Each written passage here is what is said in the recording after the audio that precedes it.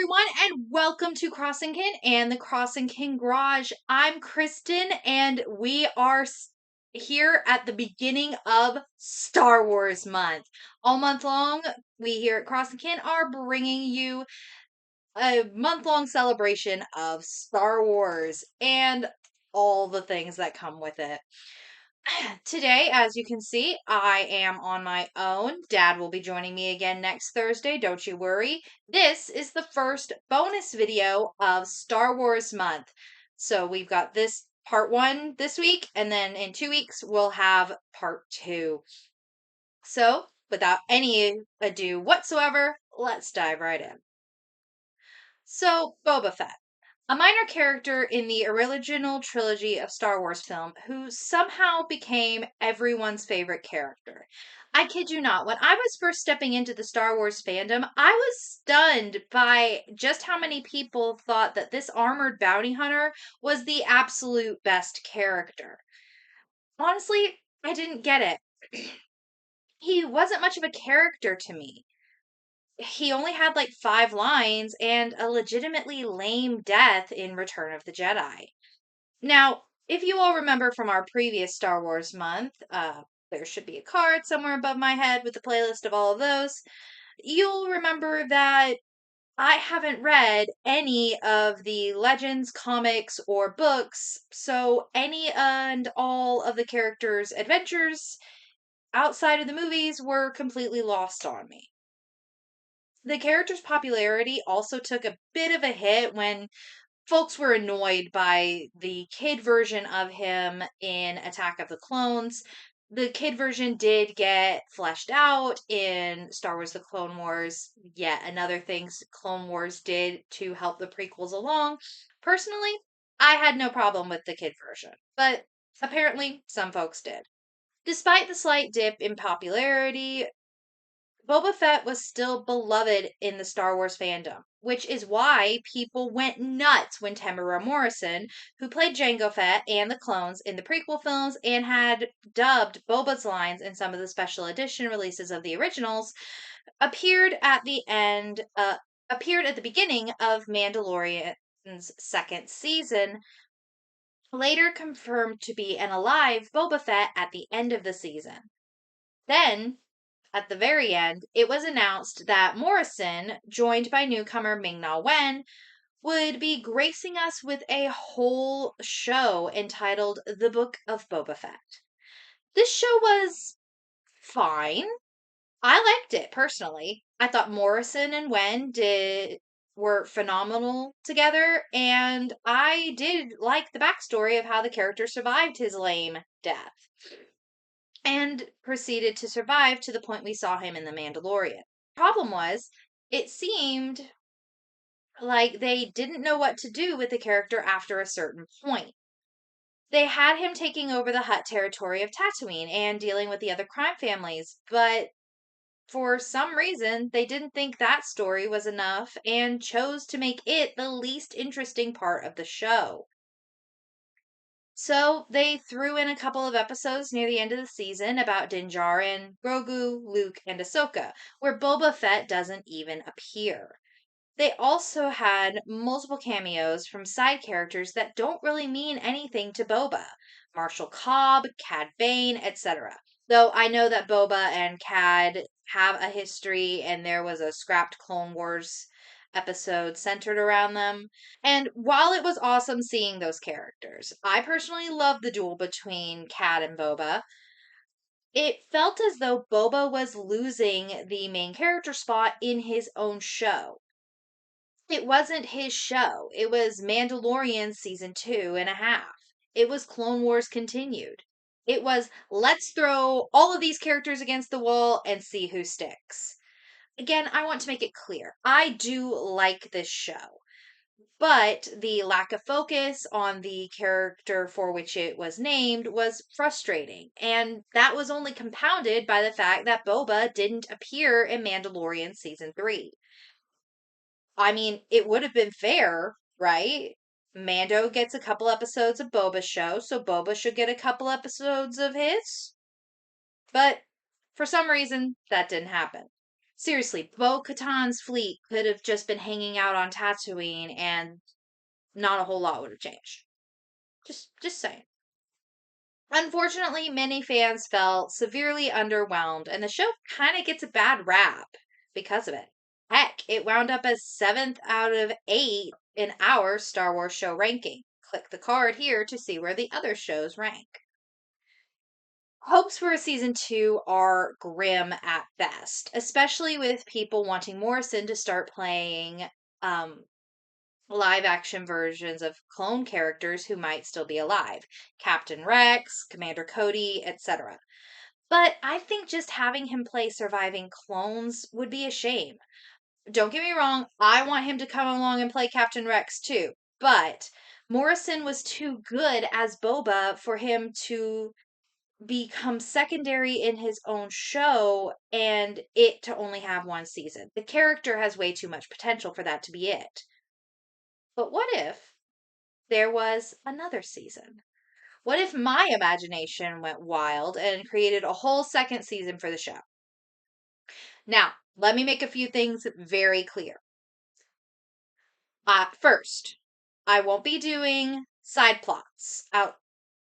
Just the main couple of plot lines are what I'm going to focus on. The side plots and the extra bits, they would take up far more time than I want these videos to be. So we'll just be focusing on the main plot and characters pertaining to that plot. Second, I will not be marking episode breaks. While this video is going to be in 2 parts, with the second part airing in a couple of weeks, I won't be saying where each of the 6 to 8 episodes end. This will be told as one giant narrative. Place dramatic episode breaks wherever you think they should go. Third, I still haven't read the comics or played any video games in which Boba Fett or other characters may appear. My knowledge is still limited to what I have seen in the films, the shows, and the little bit of research I've done because I've heard about certain things that happen and I want certain things to happen in this. I've never pretended to be an expert on Star Wars lore, so if I get something wrong, canon or lore wise, be patient. I'm not an expert. I know I'm not an expert. I just want to tell a good story with the information I do have. Everybody good? All right. Then on this May the 4th be with you. Let's dive in. We would start about 2 years after season 1, or however many we need to be in line with where we currently are in the Filoniverse timeline. Boba is ruling his corner of Tatooine well. The people are thriving, and for the most part, happy. He's doing such a good job that many of the other territory leaders, new ones since Fennec killed the original leaders at the end of the previous season, have begun to pay tribute to him and actually show him some level of respect. They're not thrilled with Boba basically being the king of Tatooine, but most of them know better than to try and cross him. We see Boba walking through the palace with Fennec following behind him. She asks, "Why are we bothering with this? It's not like he's our friend." Boba chuckles. "He has been sleeping in my bacta tank for 2 years now, and is highly respected in his community. I'd like to keep relations with the village cordial if I can." Fennec rolls her eyes, but says nothing else as they enter the room where Marshal Cobb is getting dressed. He's fully healed after the shot he took from Cad Bane. "Welcome back to the land of the living, Marshal," Boba says, walking over to shake Cobb's hand. Cobb looks at him warily, but returns the handshake. "You're not planning to kill me, are you?" Fennec gives him a look. "Why would we go through all the trouble of healing you if we plan to kill you immediately after?" Cobb shrugs. "A pair of bounty hunters are running things. Am I supposed to think you're above healing me for your own purposes?" Boba looks at Fennec. He has a point. He looks back at Cobb and begins to explain everything that happened at the end of the previous season. The Pikes, the battle, Din Djarin, Grogu, Rancor, all of it. Cobb laughs at some of it, slightly sad that he missed Din, and asks if he can have a lift back to his village. Boba tells him that the Mod Gang are already waiting to take him back. Cobb nods at Boba and thanks him. Then he exits the room. Fennec gives Boba a look, and Boba shakes his head as he walks out onto the balcony. Don't look at me like that, Fennec. She follows him out, and they look out over the city. You should have asked him about bringing his village under our protection. Splinters of the pikes are still out there, and that village makes a handsome target. When a village like his hears that someone like me wants to protect them, they know to expect the worst from those claiming protection. I don't wish to rule that way. Fennec rolls her eyes. You rule well, Boba. I'm just trying to make sure that we have all the allies we need. You never know when the remaining pikes, one of the other families, or even the Hutts will begin to tire of this peace. Boba smiles. That's what you're here for, Fennec. You, Chrysanthemum, the mods, we have the friends we need and more we can call on. Fennec doesn't look convinced, but also doesn't respond. She looks out at the spaceport, clearly believing that enemies are coming in with every ship. We cut to the next afternoon. Boba and Fennec, as well as some of the mod gang, are walking through town. Boba catches sight of a young woman buying supplies from one of the vendors. She's wearing a long cloak, which has its sleeves removed so it looks more like a flowy vest. Boba eyes her curiously and asks one of the mods if they know her. The mod says no, but guesses that the girl is a new moisture farmer. A bunch of them moved back after Boba took over. The mod figures that she lives out near the Dune Sea somewhere. Boba continues watching the young woman as she loads her supplies onto her speeder bike. He sees something that doesn't look like a blaster tucked into a holster on her belt. Boba looks at Fennec. Follow her and monitor her for a while. Fennec nods. She's clearly curious why Boba is worried about this young woman, but doesn't say anything. Fennec peels away from the group as Boba approaches the young woman. When he reaches her, she looks at him as though she's seeing a ghost. Her shock makes her drop one of her supply canisters, but Boba catches it before it hits the ground. He hands it back to her with a smile. I didn't mean to startle you. The young woman smiles back, though she's refusing to meet his eye. It's all right. I just wasn't expecting to meet Boba Fett today. You know me. Everyone does, Lord Fett. The young woman is clearly nervous, though doesn't seem scared of Boba. He places the supply canister on her bike, then points at the necklace she's wearing. That's a heart of Beskar. The young woman grabs the necklace. Boba's intrigue is mounting. Are you a Mandalorian? The young woman subtly nods. By birth. Perhaps not as much in practice as I wish I were. She grabs the last of her supplies and straps them down on her bike. Forgive me, Lord Fett. I need to get home with these. Boba moves aside and lets her get onto her bike. She finally looks at his face. She seems almost sad looking at him. It was nice to meet you. She speeds away, and one of the mods asks Boba how a necklace told him she was Mandalorian. Only high families of Mandalore wore hearts of Beskar. And I didn't know any other than House Kryze was still alive. We cut to Fennec crouching on a hillside a fair ways away from a house where the young woman is unloading her supplies. Fennec takes out an interesting looking scope and speaks into her comm. Boba, are you reading my visuals? We see Boba in his throne room, watching a hologram of the young woman. Perfectly. We see Fennec watching the young woman with disinterest. How long do you want me to watch this little farm girl? Boba leans forward in his throne. Until you can explain to me how a girl from a high Mandalorian family wound up a moisture farmer on Tatooine. Fennec begins to look more invested as she peers through the scope. The young woman lays a couple of the canisters next to her house, and then a strange look comes to her face. Tell me where, she whispers to herself. She begins to reach towards the holster under her cloak, but then someone in a black hooded cloak jumps through one of the house's windows. Two blue lightsabers are ignited as the young woman ducks. We see Fennec react in shock, as does Boba. Jedi. The young woman looks more annoyed than frightened by the sudden attack. Again? Really? We don't see the hooded figure's face, but they nod and continue to come at her with the lightsabers.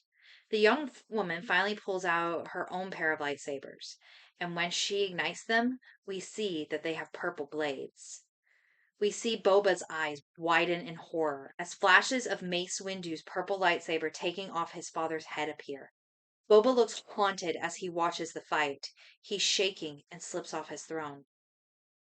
Back to Fennec, she seems to be trying to figure out whether she's watching a fight or a game. I'm going to get closer, Boba. Something about this fight feels strange. Boba's barely holding it together as he continues to watch. Be careful, Fennec. They're Jedi. They might be able to sense you, and they'll kill you if they do. I'm just going to get close enough to hear what they're saying. Fennec sneaks through the sand dunes until she's close enough to hear that the cloaked man figure is a man. He's almost laughing while the young woman seems to be fighting with her eyes completely closed and moving to her next position before he's made his next move. Their fight finally ends with her kicking him into the side of the house and then force pulling his lightsabers to her. She opens her eyes and looks at him. How long are you going to test me with surprise attacks? He gets to his feet and answers, until I figure out if that really is just battle meditation or if the voice you say you hear is something more. He removes his hood and we finally see his face. It's Galen Merrick, played by Sam Witwer, because duh. Okay, so I'm pretty sure that the Force Unleashed games aren't official canon, but I think this character is too cool not to canonize. Now, again, I've not played the games and I only have a basic knowledge of what went down there, but I believe that in the first game he died, and in the second game he came back as a clone and went rogue. Correct me in the comments if I'm wrong. I would really like to know what the whole plot of those games are. Since the games aren't official canon, though, I'm going to make some slight adjustments that will be explained in full later on. All I'll say now is that he has a prosthetic arm and seems at peace, even happy. The young woman gives him a look as she returns his lightsabers. Galen, why is it so important that you know how I'm able to fight the way I do? Galen puts his hand on her shoulder. Because, Nair, the difference could determine our lives one of these days. Even for those in tune with the Force, a voice in your head constantly instructing you isn't normal. Fair sighs, but nods. Fine. But if you're done testing me, could you help me get the supplies inside? Galen smiles. Of course. They both begin to grab the supplies, but then they share a curious look. Galen? Galen draws one of his sabers. I sense it too. Boba, who is still watching them through Fennec's scope, realizes what's happening. Fennec, they sense you. Get out of there quickly. Fennec crawls on her stomach back to her speeder and gets away. We see Galen watching the sand for a moment before putting his saber away. Nair looks at him. We should leave Tatooine. Is that the voice talking, or you? Me. Galen shakes his head. Where would we go? We're still safer here than anywhere else. Someone watching us doesn't necessarily mean we're in danger. Galen carries a container of water into their house while Nair looks out at the sand. Doesn't it? Back at Boba's palace, he looks like he's in the midst of a combination panic attack and rage-fueled lash-out. He breaks several things, including a repurposed mouse droid, and then stares at the hologram of the young woman with her purple sabers, with tears in his eyes. He sees Mace killing Jango multiple times before his rage finally gets the best of him, and he shoots the droid that was displaying the hologram. He sits on the steps in front of his throne, tears in his eyes, but now he looks fiercely determined. We go back to Galen and Nair. She is staring out a window as Galen makes dinner. He chuckles to himself. I can practically see the worry coming off of you. She doesn't take her eyes off the sand. If someone saw us fighting, they're likely going to tell everyone. When they do, every bounty hunter on Tatooine will rain down on us in the hopes of getting credits from the remaining imps. Maybe even the New Republic. I'm sure they'd love to know that a couple of Force wielders were around. They'd probably hang us for not aiding in the rebellion. You were a child. You had no business being anywhere near the war. You weren't. Galen smiles at her. I was busy taking care of you and your brothers. Nair finally looks at him and rolls her eyes. My brothers have never needed looking after. Her eyes drift back to the sand. But you and I might if whoever was watching us tells people where we are. Galen brings their dinner to the table. He uses the force to throw a spoon at her, which nearly hits the back of her head, but she stops it with the force before it does. She gives him a look, and he smiles. We cannot control the actions of others. Your father taught me that. All we can do is look out for each other. If something happens, we'll go, but for now we're all right. Nair doesn't look convinced, and Galen puts his hand on hers. I've taught you and looked out for you since you were a kid. You think I'd let something happen to you now? Nair shakes her head. I know you wouldn't. You're as protective of me as my brothers, if not more. I don't want anything to happen to you either. Galen looks at his prosthetic arm and holds it out to Nair. The worst has already happened to me. But if we left now, Nair, where would we go? Home? That would put your father, your brothers, and their families in danger, and I'm not willing to do that. Anywhere else is controlled by the New Republic, or crime families who are worse than what's here. For now, the safest place for us is Tatooine. Galen begins to eat. Nair looks at her meal, and then at Galen. I met Boba Fett today. Galen nods like it makes sense. No wonder you're so worried. What if he finds us? I won't fight him. I can't. I know. Galen does his best to seem comforting. Don't worry. We'll be able to sense the danger if it comes, and if we do, we'll head down to the ship and hide for a while. This is Boba Fett's world, Galen. We won't be able to hide from him forever. Galen takes a deep breath. Nair, I promise I'm not going to let anything happen to you, to me, to Boba Fett, or anyone else that you may be worried about today. Okay? Nair nods, and Galen smiles. Good. Now eat. All your worries won't matter if you starve. Nair laughs, and they begin to eat. Back to Fennec. She walks into the throne room and sees its thrashed condition, and Boba still fuming on the steps. She sits next to him. I take it you don't like Jedi. Boba doesn't look at her. That would be putting it mildly. Fennec nods. So, what do you want to do? Boba has another flash of Mace killing Jango, and he finally looks at Fennec with a deadly glare. I want to hunt. It's the next morning. The twin suns are just beginning to rise, and we see Boba's forces, the Mods, Chrysanthemum, Fennec, and the Gamorrean guards, gathered around him. The repaired droid is displaying the fight from the night before. The Mods look impressed, one of them saying, Girl's got some skill. Boba gives her an angry look. That girl could and would kill you as soon as look at you. Despite what the galaxy believes, the Jedi were no better than the Sith in their day, and I don't believe anything has changed. These two are training for something, likely an attack on our people, and we need to strike first. He watches the display for a moment. The girl seems to be the more dangerous. She's our primary target. If her master gets away, leave him to die in the desert. Get ready. We leave in 2 hours. The group disperses while Fennec stays and looks at Boba. He sits on his throne and begins cleaning his blaster. Did you go to the market like I asked? Fennec nods. I did. And? Word is that they've been here less than a year. They came in looking tired and worn. They set up on that moisture farm and haven't caused any problems. They keep to themselves, sell to whoever needs it most, and don't seem to be threatening. Boba looks at the holographic display. Do you see those blades? I've seen what they do when wielded against good people. I will not let that happen to my city. Fennec nods. I understand, but I wonder if maybe you're confusing one Jedi for another. There's no difference in them. They're all the same. Fennec gives him a long look. Boba sighs. You weren't there, Fennec. You didn't see what the Jedi did. They walked around as though they knew what was best for everyone, all while neglecting anyone who it wasn't convenient to help.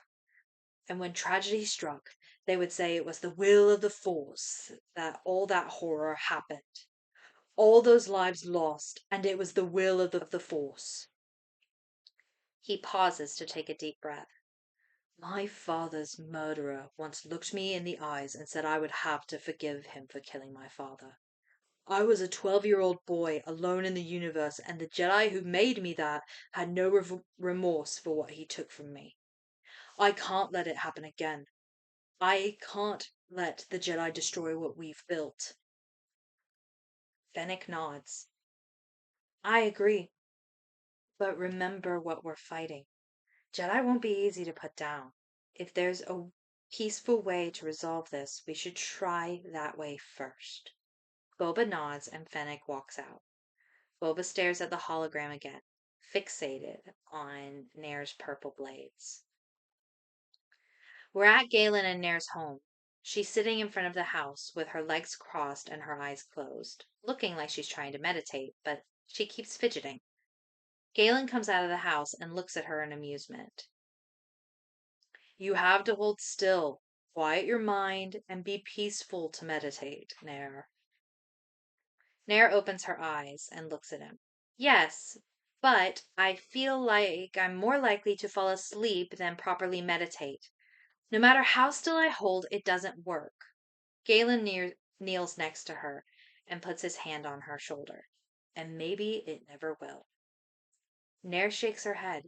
I thought you said meditation was the best way to connect to the Force.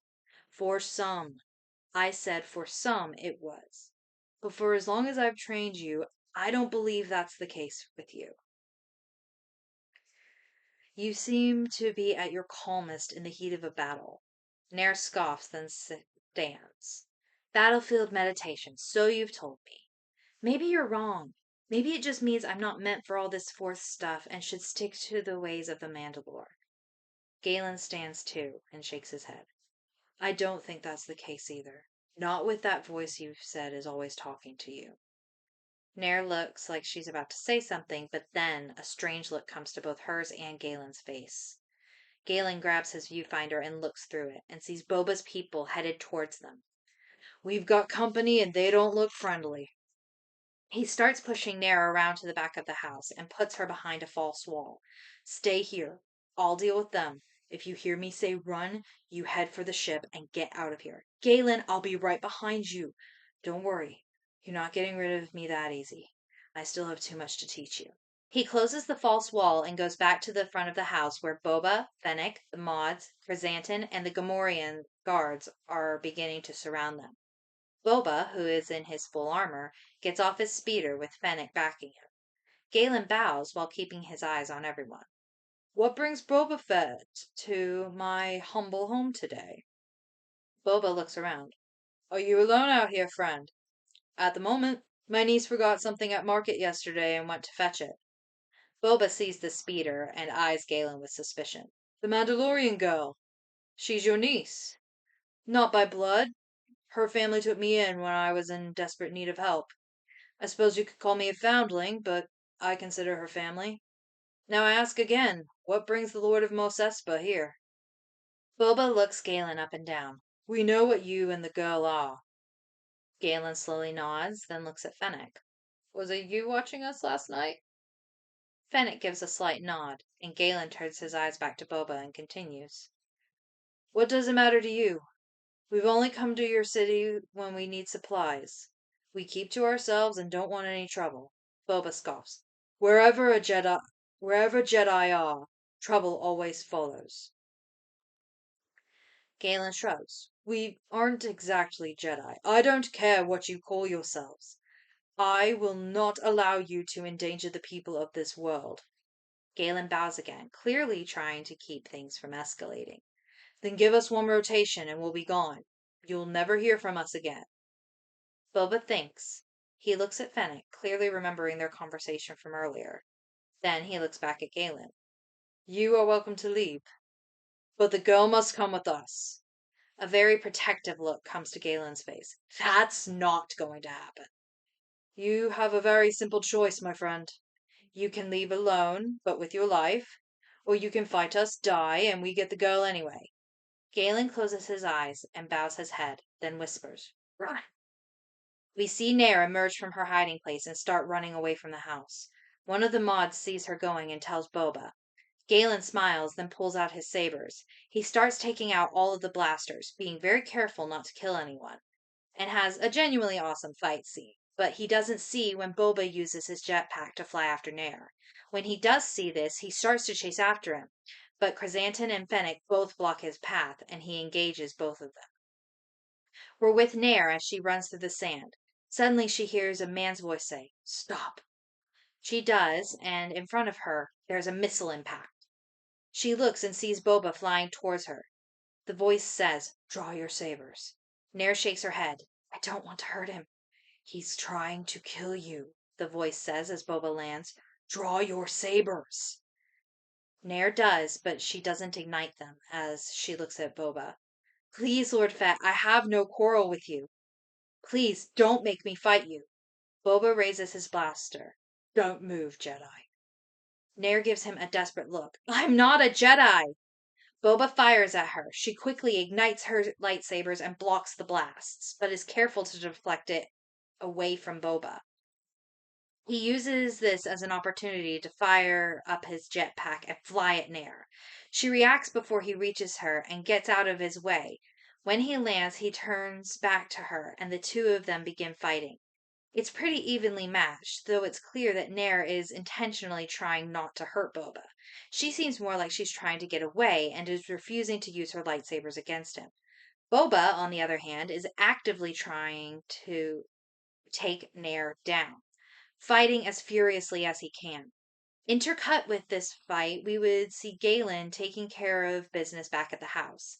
He no longer has his sabers out. Most of the mods are unconscious on the ground. Chrysanthemum and the guards are leaning against the house, injured, and now Galen is fighting Fennec. He seems pretty impressed by her, and honestly, she's impressed by him too. He force pushes her away from him, scoops up one of the dropped blasters, and stuns her, then runs to the back of the house. Back to Boba and Nair. Boba manages to land a solid kick to her stomach, which knocks Nair back. She rolls when she hits the ground and winds up on her knees.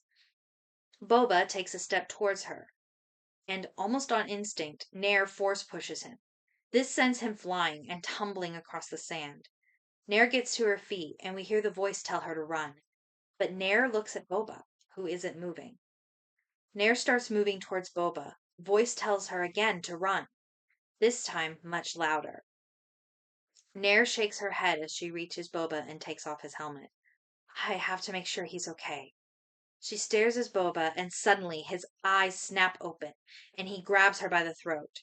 He rolls so that she is on her back and he is kneeling over her. You lose, Jedi. Suddenly, blaster bolts strike Boba on the armor, forcing him to let go of Nair and back off. Nair gasps for air as she gets to her feet and looks behind her. Galen is coming up fast on their speeder, still firing at Boba, who begins to return fire. Nair force pushes him, far more gently this time, which knocks him down. Galen holds out his hand as he gets closer and pulls her onto the speeder without even slowing down. How did he get the drop on you? I ignored the voice in my head to make sure that I didn't hurt him. Galen shakes his head at her. Next time, keep running. Blaster bolts just miss their speeder. It's Boba, flying above them with his jetpack. Nair takes out her lightsaber and sits backwards on the speeder, beginning to block the bolts. The rest of Boba's forces flank them on their speeders, their blasts creating a lot of dust that obstructs Galen's vision as he drives. Boba's forces back off, which causes Nair to look confused. Then she goes wide-eyed. Galen! Before either of them can react, their speeder goes over a cliff, sending them down into a canyon. Galen grabs Nair, jumps from the speeder, and uses the force to ensure that they don't hit the ground too hard. The speeder crashes and explodes, and they roll as they land. Galen lets go of Nair as he continues to roll and hits his head on a rock, knocking him unconscious. Nair shakes herself. She's clearly a little hurt and out of it. She crawls to Galen's side. Galen? Wake up! We have to get out of here! A blaster bolt barely misses them. Nair draws her sabers and turns to see Boba and his forces standing at the top of the canyon firing at them. Nair blocks all of the bolts, but she's overwhelmed and clearly thinking more about Galen than her own well-being. The voice in her head whispers, "Give them a push. Live to fight another day." Nair takes a deep breath, then pushes her hands forward. The force sends the sand and Boba's forces flying away from the canyon's edge, one of the mods dropping a detonator into the canyon as they go. Boba quickly recovers, but when he gets back to the canyon's edge, Nair and Galen are gone. The drop detonator goes off, collapsing part of the canyon walls. Fennec moves next to Boba. "Where are they? Even Jedi can't just vanish." "Can't they, Fennec? These two have managed it thus far. Wherever they went, they'll be looking for a way off-world. That will be where we see them next." Boba turns and looks at his forces. "Back to Mos Espa. We'll find the Jedi when they try to escape for good."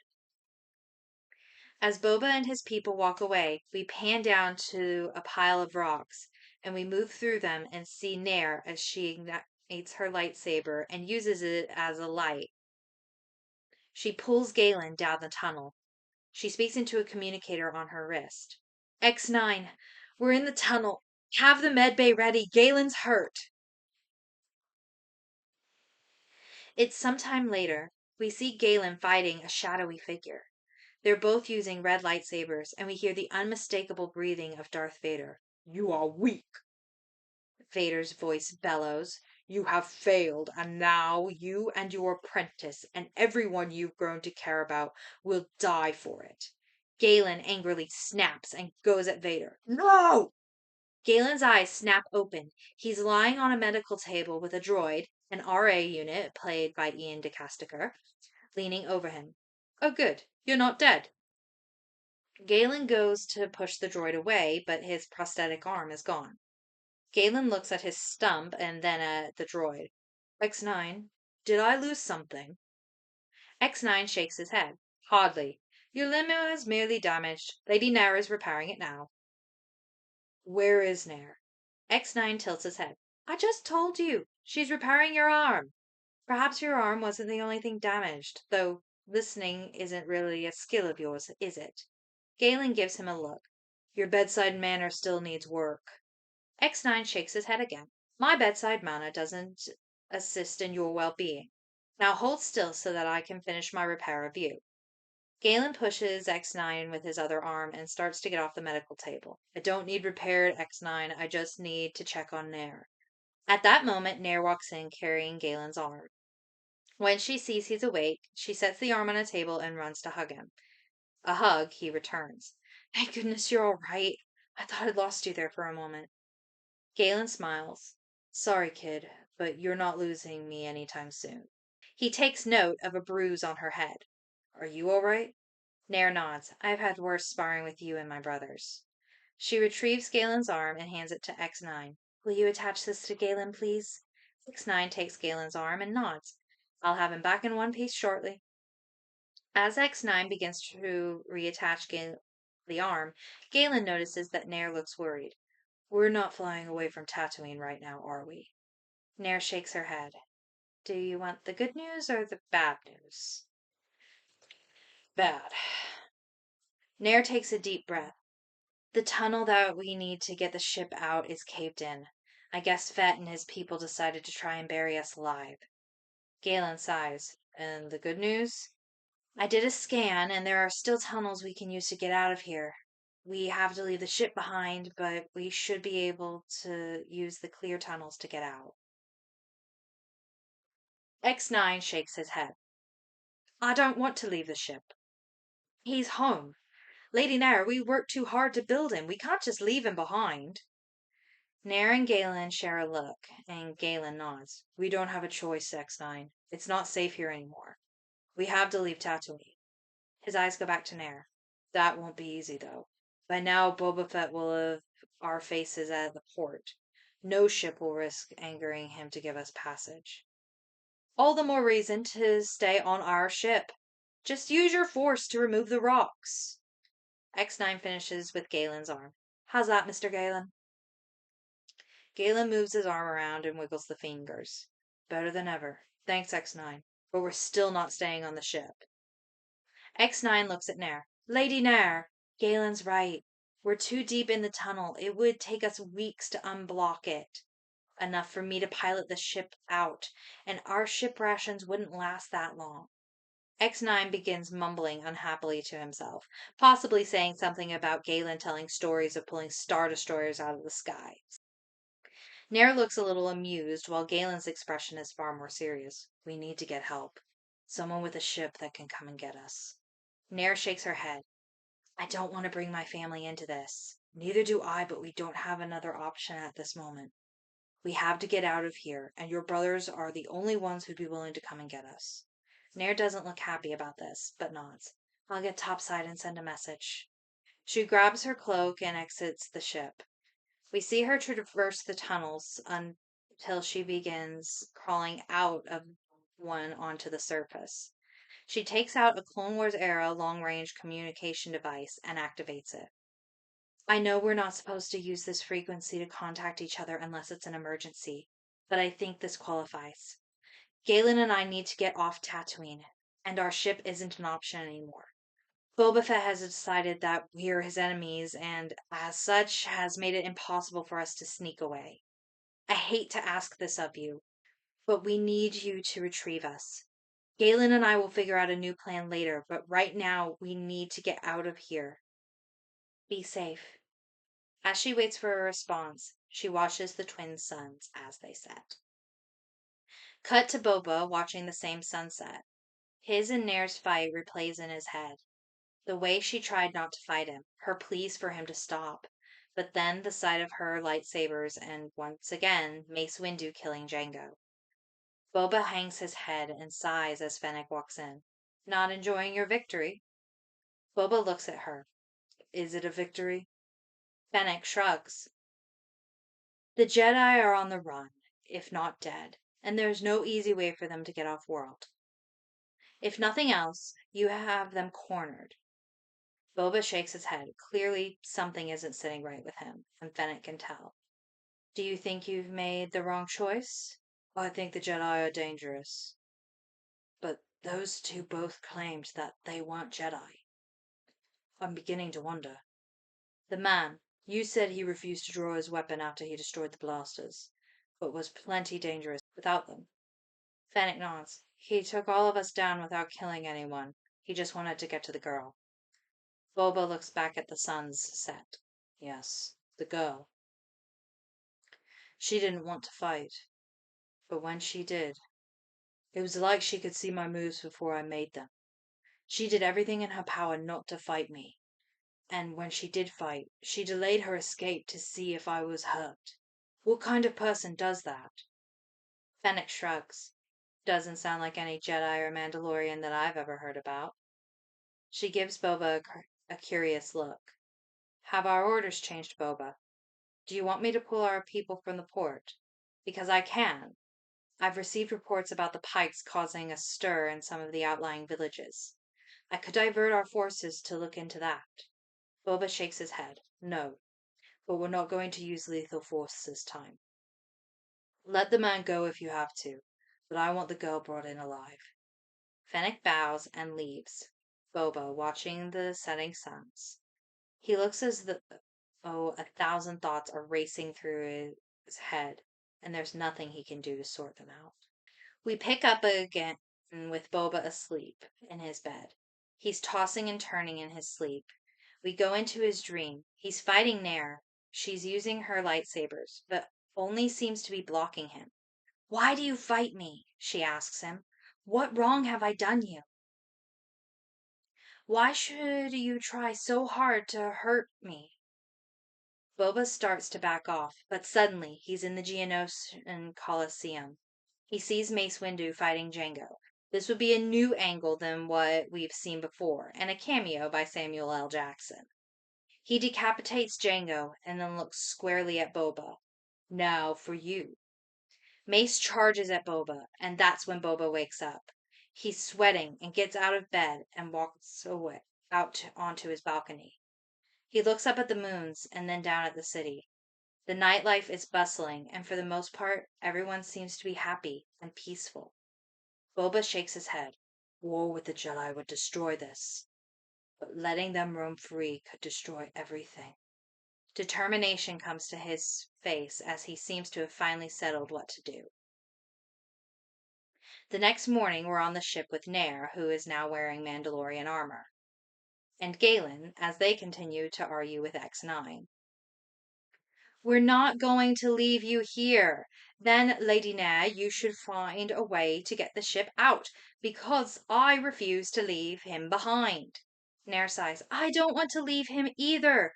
There's so much of you and me and my brothers in this piecemealed old boy that it feels like abandoning a member of the family, but we don't have a choice.